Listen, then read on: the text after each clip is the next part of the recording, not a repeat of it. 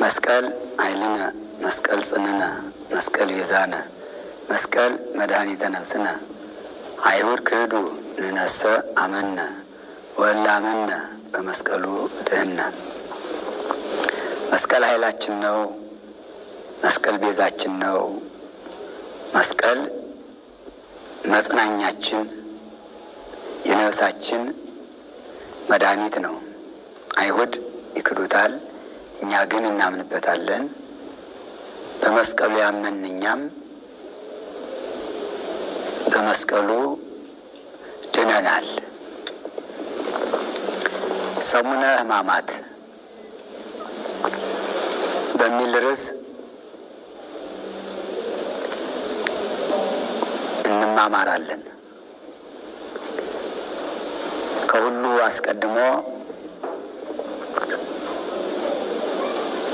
በሰማይና በምድር ያሉትን ፍጥረታት ፈጥሮ የሚገዛ የፍጥረታት ሁሉ ባለቤት ይህን ዓለም እምኀበ አልቦ ሀበቦ አምጥቶ የፈጠረ ካለመኖር ወደ መኖር አምጥቶ የፈጠረ እምኀበቦ ሀበ አልቦ የሚያሳልፍ ይህን ዓለም ከመኖር ወደ አለመኖር አሳልፎ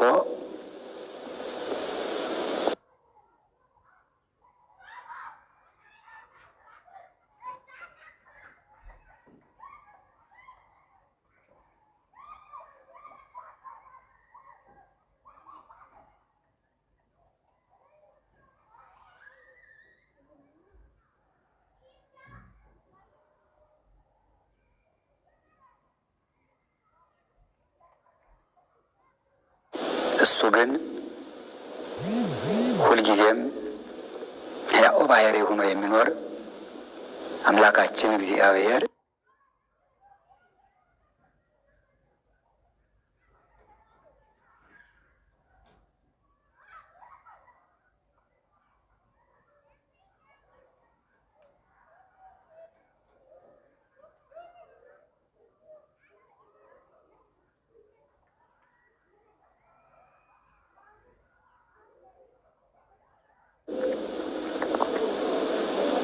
የሰውን ጥፋት የማይወድ የሰውን ሞት የማይወድ አምላክ የእሱን ሕይወት ለእኛ ሰጥቶ የእኛን ሕማምና መከራ ለሱ አድርጎ ያዳነን መድኃኒታችን አምላካችን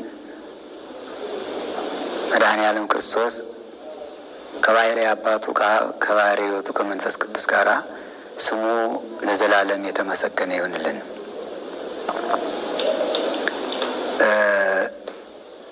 ክርስቲያኖች በክርስቶስ ስም ክርስቲያን ተብለን ስንጠራ ክርስቶስ ለእኛ የዋለልን አምላካዊ ውለታና ፍቅሩን ዓለም አድርጎ ፍቅሩን መሰረት አድርጎ የድህነት ቤታችን የመሰረተልን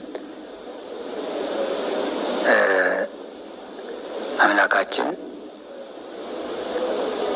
የሰጠን ጸጋና በረከት ሀብት እንደ ሰማይ ከዋክብት እንደ ባሕር አሸዋ የማይቆጠር ነው። ሰሙነ ሕማማት በሚል ርዕስ ነውና እንማማረው። ሰሙነ ሕማማት ማለት ሕማማት የሕማማት ሰሞን ሕማም ማለት ሀመ ታመመ የሚለው ግስ የወጣ ነው። ሀመ ታመመ፣ ሕማም መታመም ማለት ነው። ሰሙን ማለት ደግሞ ሳምንት፣ ሰሞን ማለት ነው። ሰመነ 8 አደረገ ብሎ ሰሙን፣ ሳምን፣ ስምንቱ ይላል። ሰሙን ሳምንት፣ ሰሙነ ሕማማት የሕማማት ሳምንት፣ የሕማማት ሰሞን ማለት ነው። ከሆሳዕና እስከ ቀዳም ስዑር ያሉት ዕለታት ሰሙነ ሕማማት በመባል ይጠራሉ። ሕማም በአንድ ነው፣ ሕማማት በብዙ ነው። ሕማማት የክርስቶስን መከራ የምንገልጽባቸው ናቸው። ሐመ ታመመ። ነቢዩ ኢሳይያስ በትንቢተ ኢሳይያስ ምዕራፍ 53 ከቁጥር 3 ላይ ነሣ ደዌነ ወጾረ ሕማመነ ይላል። ሕማማችን ተቀበለ፣ በሽታችን ደዌያችን ተሸከመ ይለዋል። ሸክም ይለዋል። ጾረ ሕማመነ ሕማማችን ተሸከመ፣ ሸክም ይለዋል ነቢዩ ኢሳይያስ። ይህ ትንቢተ ኢሳይያስ ምዕራፍ 53 ደረቅ አዲስ ይባላል። ደረቅ አዲስ ማለት ወንጌል ማለት ነው። ቋሚ የሆነ ስለ ክርስቶስ መከራ መስቀል የሚናገር ምሳሌ ሳይሆን አማናዊ የዕለተ ዓርቡን መከራ ሙሉ በሙሉ የሚገልጽ ስለሆነ ሐዲስ ይባላል፣ ወንጌል ይባላል። ከወንጌሉ ጋር አንድ ነው። እንዲሁም ወንጌሉ የሚጠቅሰው ይነን ነው። ሰሙነ ሕማማት የክርስቶስ ሕማማት የሚነገርባቸው ዕለታት፣ ሰዓታት፣ ሌሊት፣ መዓልት ማለት ነው። እንግዲህ ሕማም ሲባል ብዙ አይነት ሕመም አለ። በፍጡራን ያለው ሕመም ብዙ ነው። የተለያየ የሕመም አይነት አለ። የሚፈወስ ሕማም አለ። በሕክምና የሚፈወስ ሕማም አለ። በጸበል የሚፈወስ ሕማም አለ። ስጋዊ ሕመም ይባላል። ወይም በዚህ ዓለም በተለያዩ ምክንያቶች የሚመጣ ሕመም ይባላል። ሕመም መንስኤ አለው። በተለያየ መንገድ ይነሳል ሕመም። ያ ተራ ሕማም ይባላል።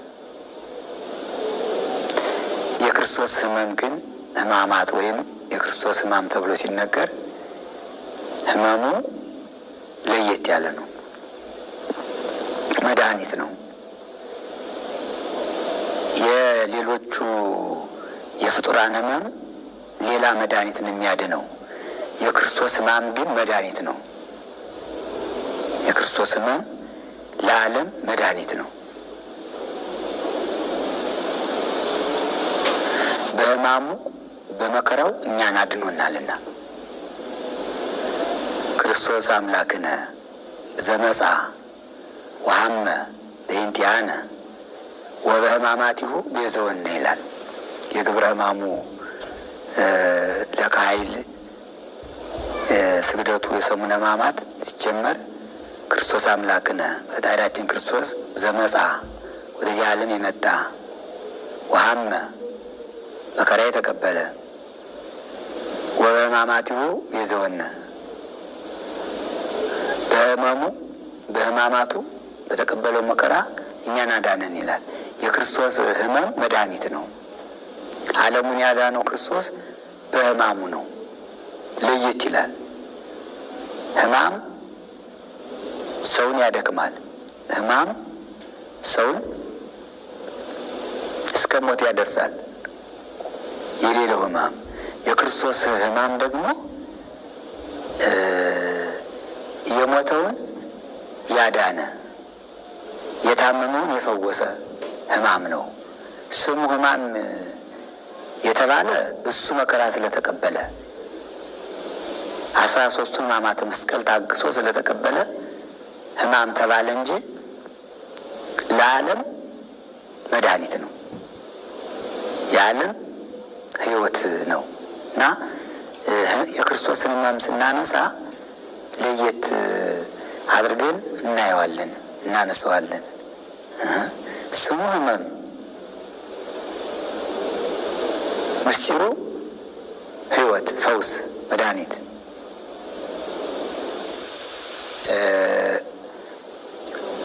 እንግዲህ አዳምና ሔዋን ዕፀ በለስን በልተው ታመው ነበረ። መነሻው እዚያ ነው። ክርስቶስ ለምን መከራ ተቀበለ? ሕማማተ መስቀልን ታግሶ ለምን ተቀበለ ቢባል ሁልጊዜም የታወቀ ስለሆነ ምስጢሩ አዳምና ሔዋን ዕፀ በለስን በመብላታቸው ምክንያት ታመዋል። መታመም ብቻ አይደለም፣ ሙተዋል። ትእዛዙን ስላፈረሱ በሕመምም በሞትም አልፈዋል። ሁለቱንም አስተናግደዋል። ለብዙ ዓመታትም በዚህ ትእዛዙን በማፍረስ በመጣባቸው ሕመም ደዌ በስጋቸውም በነፍሳቸውም ተጎድተዋል። የአዳምና ሔዋን ሕመም ለየት ይላል። የክርስቶስ ሕመሙ ከሌላው ሕመም ለየት እንደሚል የአዳምና የሔዋንም ሕመማቸው ለየት ይላል። ሁለት አይነት በሽታ ነበረባቸው። አንዱ የስጋ ነው፣ ሁለተኛው የነፍስ ነው። የስጋ ደዌ፣ የስጋ በሽታ፣ የነፍስ ደዌ፣ የነፍስ በሽታ። ይህን ሁለቱን ሕመም ተሸክመው የአዳም እድሜው ተጽፏል በመጽሐፍ ቅዱስ 930 ዓመት ነው የኖረና እንግዲህ 930 ዓመት በስጋ ሲኖር ሕመምተኛ ሆኖ ነው የኖረ። ሕመምተኛ በሽተኛ ሆኖ አሁን ዛሬ በእኛ ያለው ሕመም ማለት ነው። ፍልጠት፣ ቁርጠት፣ ጭንቀት፣ ስብራት፣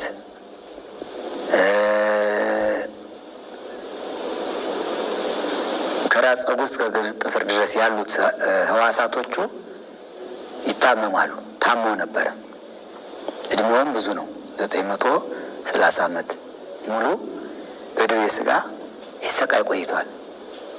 ቁርጥማቱ፣ ፍልጠቱ ሁሉ አንድ ጊዜ ይድናል፣ አንድ ጊዜ ይታመማል። ኋላ ደግሞ ከዚህ ዓለም በሞት ሲለይ የነፍስ ሕመም ጀመረው። ይኸውም የሲኦል መከራ ነው። የነፍሱ ሕመም ወደ ሲኦል ወረደና ሔዋንም እንዲሁ አብራ ወደ ሲኦል ወረዱና በነፍሳቸው ደግሞ ሕመምተኞቹ ነው። ምክንያቱም ዕፀ በለስን ብትበሉ የሞት ሞት ትሞታላችሁ ብሎ ሁለት አይነት ሞትና ሁለት አይነት ሕመም እንደሚያገኛቸው ነግሯቸዋል አምላካቸው። እመበላዕክሙ እንጥቆ በለሰ ሞተ ትመውቱ፣ ይህችን ዕፀ በለስ ብትበሉ የሞት ሞት ትሞታላችሁ ማለት በስጋ ሕመም ላይ የነፍስ ሕመም፣ በስጋ ሞት ላይ የነፍስ ሞት ያገኛቸዋል ብሏቸዋል። የነፍስ ሞት፣ ነፍስ አትሞትም፣ ረቂቅ ናት። ከስጋ ስትለይ ስጋ ወደ መቃብር ሲወርድ ነፍስ በሕይወት ትኖራለች። ግን የአዳምና ሔዋን ነፍሳት በሕመም ነበሩ ይላል። ታመው ነበር። ሕመማቸው የሲኦል መከራ ነው። ዛሬም ቢሆን ማንኛውም ሰው ከትእዛዙ ከወጣ ሕጉን ካፈረሰ ንስሐ ካልገባ ይህ እጣ ፈንታ ይጠብቀዋል። የሲኦል መከራ ማለት ነው። ለዚህ ነው ንስሐ ግቡ፣ ከኃጢአት ተለዩ፣ ኃጢአት አትስሩ፣ ከሰራችሁ ንስሐ ግቡ በማለት ቤተ ክርስቲያን ሁልጊዜ የምትመክር። ይህ እጣ ፈንታ ሰዎችን እንዳያገኛቸው ነው። እንደ አዳምና ሔዋን በስጋም በነፍስም 5500 ዘመን ያው በስጋ ቆይተዋል። ይካፈላል። በስጋ የነበሩበት እድሜ በስጋ መከራ የተቀበሉበት ነው። ከሞቱ በኋላ ደግሞ በነፍስ መከራ የተቀበሉበት ዘመን ነው። የ5500 ዘመን ይካፈላል። ለስጋም ለነፍስም ይካፈላል። ይህም የስጋና የነፍስ ህመም የሚያድን ባለመድኃኒት አልተገኘም። ዘመኑ ብዙ ነው። 5500 ዘመን ነው። ግን ማን ያድን? አበውም ተነስተው ነበረ። መስዋዕት አቅርበዋል። ጸሎት አቅርበዋል። በልመና ነው ጊዜውን ያሳለፉት። ነቢያትም ተነስተው ነበረ። ልመና ነው ያቀረቡት። አንሳ ኃይለከ ወአድኅነነ፣ ኃይልህን ግለጥ ናና አድነን እያሉ ሲጠሩት ነው የኖሩ። ማዳን ስላልተቻለ ከዚህ በኋላ እሱ ባለቤቱ ለአዳም የሰጠውን ተስፋ ለመፈጸም የነቢያትንም በጸሎት ያቀረቡትን ጥሪ ጊዜውን ጠብቆ አዳምን ከልጅ ልጅ ተወልጄ በመስቀል ተሰቅዬ በሕማሜና በሞቴ አድንሃለሁ የሚል ተስፋ ሰጥቶት ስለነበረ የአዳም የስጋና የነፍስ የሔዋንም እንዲሁ በሽታቸው ሕመማቸው የሚፈወስ በክርስቶስ ሕማምና በክርስቶስ ሞት መሆኑን ራሱ ባለቤቱ አስቀድሞ ነግሯቸዋል። የእሱ ሕመም የእሱ ሞት ለእነሱ መድኃኒት እንደሆነ፣ የእሱ መታመም ለእነሱ ፈውስ እንደሆነ፣ የእሱ መሞት ለእነሱ ትንሣኤ እንደሆነ ተስፋውን ነግሯቸው ይህን ተስፋ ይዘው በስጋቸው በዚህ ዓለም በምድረ ፋይድ በነፍሳቸው በሲኦል ቆይተዋል። በሁሉም ዓለም ሕመምተኞች ችግረኞቹ ነው። ፍጡር ሊፈታው ፍጡር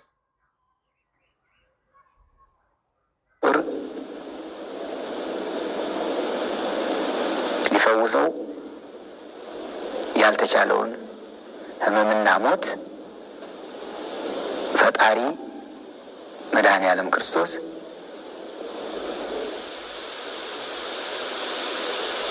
ለማዳን ስጋ መልበስን መዋሃድን ወደደ፣ መረጠ። እሾህ በእሾህ ይነቀሳል፣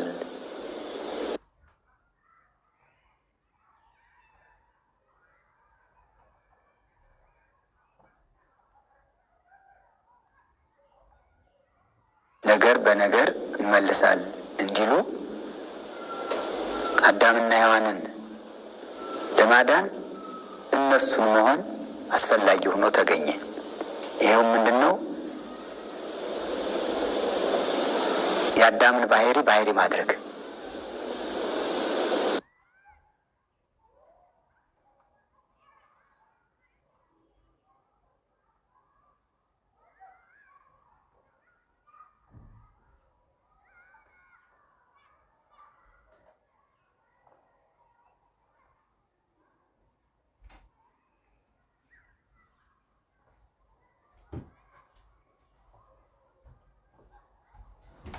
የአዳምን ስጋ መዋሃድ፣ የአዳምን ነፍስ መዋሃድ፣ ነፍስና ስጋን ተዋህዶ ነፍስና ስጋን ማዳን ትልቁ ምስጢረ ስጋዊና ምስጢረ ተዋህዶ እዚህ ላይ ነው ያለ።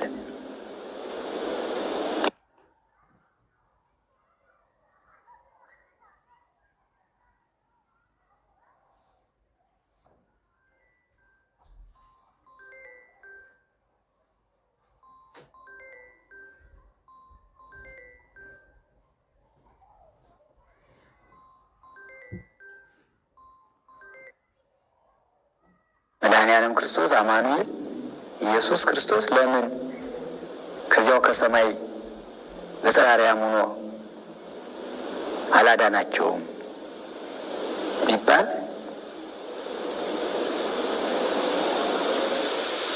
ስጋውን ተዋህዶ በስጋው ለስጋው ለመካስ፣ ነፍሱን ተዋህዶ በነፍሱ ለነፍሱ ለመካስ፣ እነዚህ ሁለት ህመምተኞች ስጋና ነፍስ መድኃኒታቸው ያለ ከምን ነው? ከስጋና ከነፍስ ጋር ነው።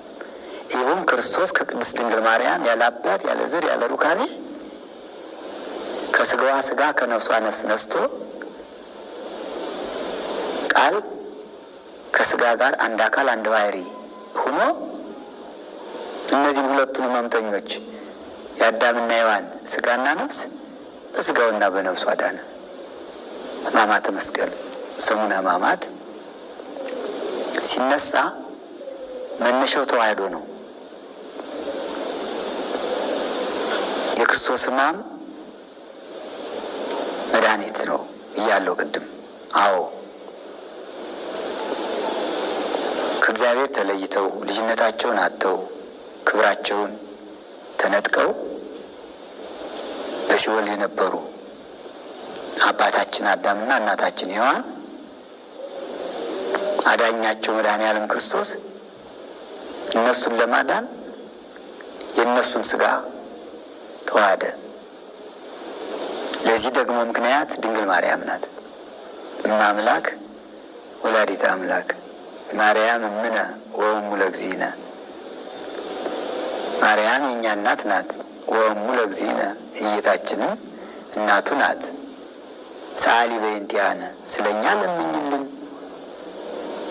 ከመ ይምሐረነ ወይስሐለነ ይምረን ይቅር ይለን ዘንድ የመድኃኔ ዓለም እናቱ ወላጅ እናቱ የእኛ የበረከት የቃል ኪዳን እናታችን ድንግል ማርያም ለምኝልን ይላል ሊቁ። እሷ ድንግል ማርያም ናት የመድኃኒት ቤት ሆና የተገኘች። ከእሷ የተዋሃደው ስጋ አዳምና ሔዋንን ከሞት ወደ ሕይወት ከሲኦል ወደ ገነት ለመመለስ ከእርሷ የተዋሃደው ስጋ ምክንያት ሆነ። ድንግል ማርያም ምክንያት ናት። የእሷ ስጋ ደግሞ ምክንያት። እንግዲህ ድንግል ማርያምን አንዳንድ ጊዜ ወላዲተ አምላክ ብለን ስንጠራት ውስጡ ትልቅ ምስጢር አለው። አምላክን የወለደች የአምላክ እናት ስንላት አምላክ ከእሷ ለመወለዱ እሷ ምክንያት ናት። ከእሷ ተወልዶ አዳምና ሔዋንን ለማዳኑ ደግሞ የእሱ ሰው መሆን የእሱ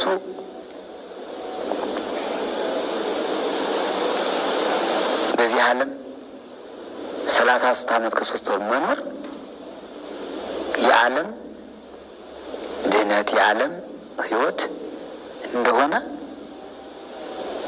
ምስጢር ነው። ትልቅ ምስጢር ነው።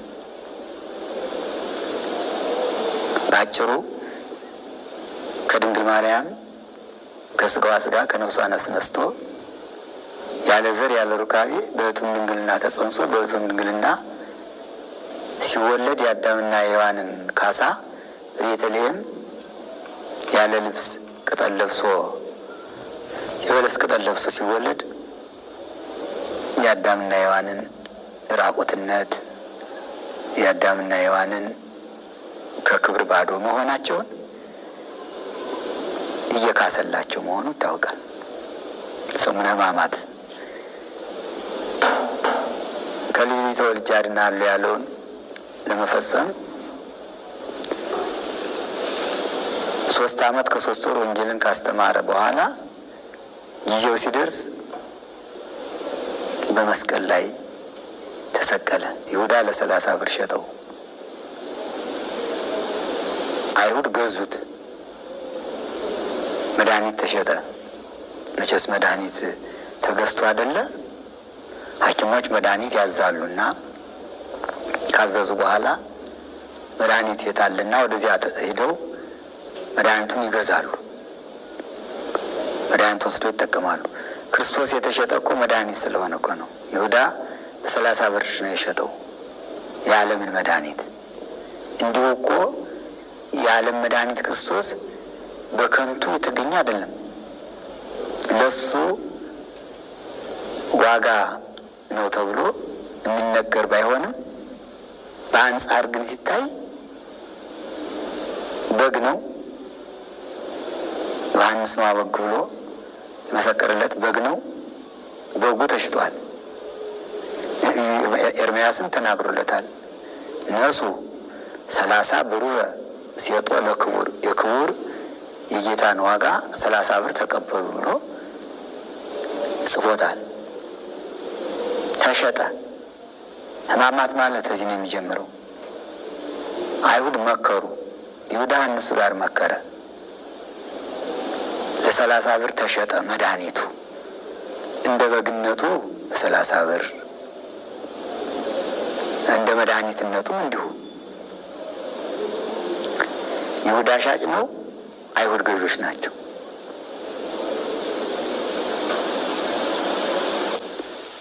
የሚድኑት ደግሞ ሕያዋንም ሙታንም ናቸው።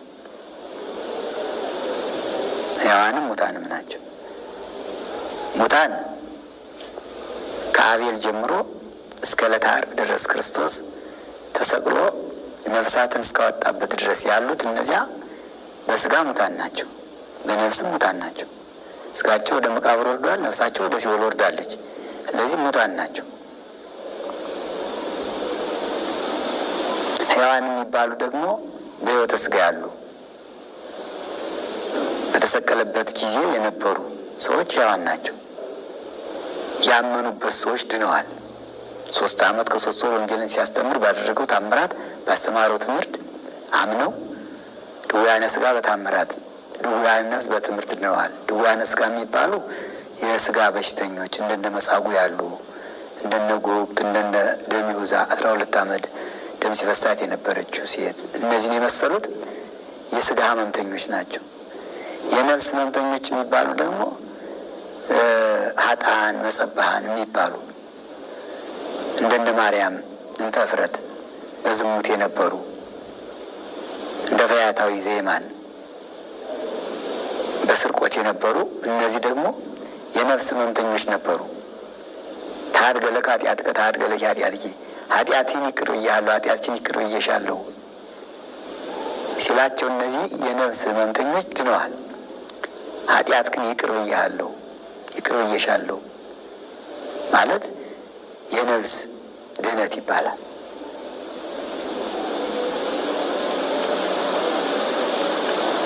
ሰሙነ ሕማማት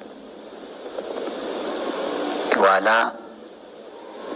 ሆሳዕና እሁድ በአህያ ተቀምጦ ዘንባባ እየተጎዘጎዘለት የተነገረው ትንቢት በኢሳይያስ በዘካርያስ የነገረው ይፈጸም ዘንድ በአህያ ተቀምጦ ገባ፣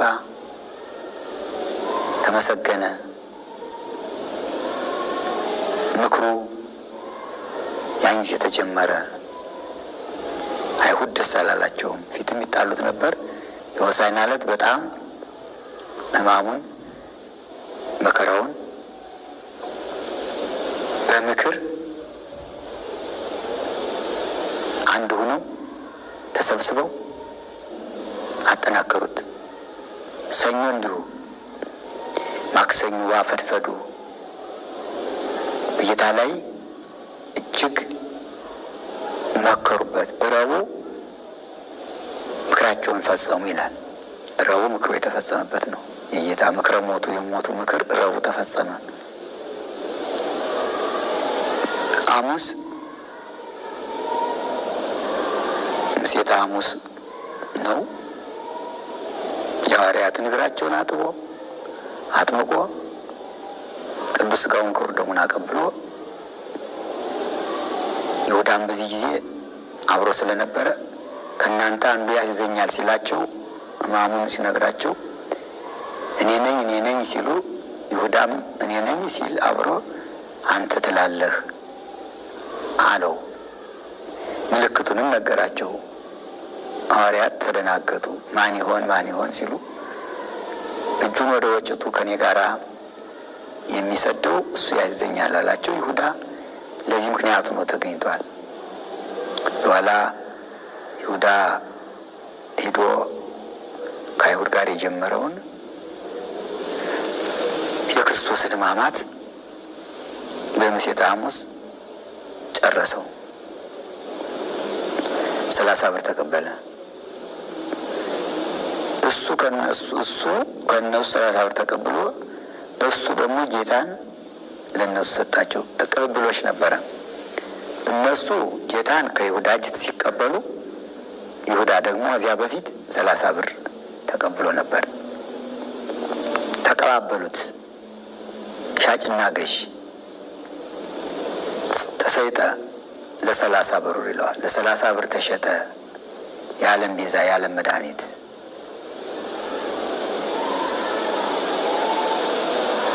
ሰሙነ ሕማማት ይሁዳ ከሸጠው በኋላ አይሁድ ተረከቡት፣ እስር ቤት አስገቡት። ሕማሙ ተጀመረ። ሰሙነ ሕማማት ሌሊት ሲያወጡት፣ ሲያገቡት፣ ሲያንገላቱት፣ ሲገፉት፣ ሲያጋፉት አድረው ወጸሊሆ ተማከሩ ሊቃነ ካህናት ሲነጋ ዓርብ ማልዳ ሊቃነ ካህናት አቆሙት። ተከሰሰ። ተከሶ ቀረበ።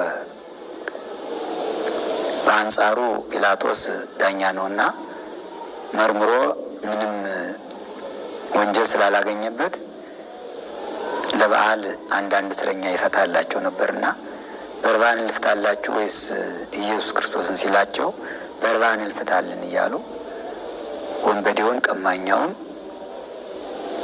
እንዲፈታ ይቅርታ መልእክት አቀረቡለት። ምንም የማያውቀውን ንጹሐ ባህሪ የሆነውን ኢየሱስ ክርስቶስን ግን ስቀለው አሉት። ሕማሙ ሁሉ መከራ ነው። ስቀለው የሚለው ራሱ ለመስቀል እንዲቀርብ ወደ መስቀል እንዲወጣ የአይሁድ ቃላቸው ወሀየለ ቃሎሙ ይላል። ቃላቸው በረታ። የክርስቶስ ሕማማቱ የተነገሩትን ሲፈጸም ዘንድ በኋላ ጲላጦስ ንጹሐንም ደሙ ለሕዝብ ሲል ከዚህ ሰው ደም ንጹሕ ነኝ ብሎ እጁን በውሃ ታጥቦ አሳልፎ ሰጣቸው። መከራ መስቀሉ ከጠዋት እስከ 6 ሰዓት ድረስ ያው በፍኖተ መስቀል ይነገራል። ሲፈጸሙ አለ። ተሰቀለ፣ ሞተ፣ ተቀበረ። እስከዚህ ድረስ ሕማማተ መስቀል ይባላል። እስከ መቃብሩ ድረስ ሕማማተ መስቀል ይባላል። እና ሕማማት ማለት ሰሙነ ሕማማት ማለት ከሆሳዕና ጀምሮ እስከ ቀዳም ስዑር ያለው ዕለታት ያሉት ዕለታት ይህ የክርስቶስ መከራ የሚታሰብባቸው ሰሞን ማለት ነው። ሕማሙ ሞቱ በአራቱ ወንጌላውያን ተጽፏል። ማቴዎስ ወንጌል 27፣ የማርቆስ ወንጌል 14፣ የሉቃስ ወንጌል 23፣ 15፣ የማርቆስ ወንጌል 15፣ የሉቃስ ወንጌል 23፣ የዮሐንስ ወንጌል ምዕራፍ 19 ይህን ይናገራል እና ድርሳነ ማህየዊ ይህን ይናገራል። ድርሳነ መስቀል ይህን ይናገራል። በተለይ ግብረ ሕማማቱ በሰሙነ ሕማማት የሚነበበው ግብረ ሕማም የሚባለው መጽሐፍ የሰኞውንም የማክሰኞውንም የረቡዕንም የሐሙሱንም የዓርቡንም የቅዳሜውንም የሰሙነ ሕማማትን ምስጢር ሙሉ በሙሉ ይነግረናል፣ ያስተምረናል። እና ሰሙነ ሕማማት ማለት ክርስቶስ የተቀበለው መከራ የሚታሰብበት ሕማማት መከራዎቹ እንዲህ አድርጎ አዳምና ሔዋንን ከሲኦል አወጣቸው። እንግዲህ የእሱ ሕመም ለአዳምና ለሔዋን መድኃኒት ሆናቸውና